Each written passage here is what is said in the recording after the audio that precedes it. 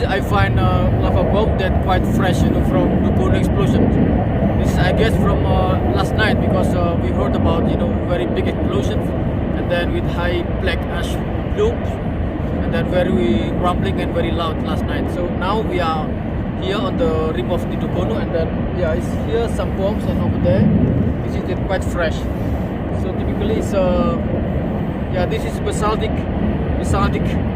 lava bomb here in Dukono. That's mean like this rock, this is indicate, you know, from the magma liquid and then yeah, with the low gas pressure and then form a bomb like this. So that means this is not very explosive but it's high low gas pressure.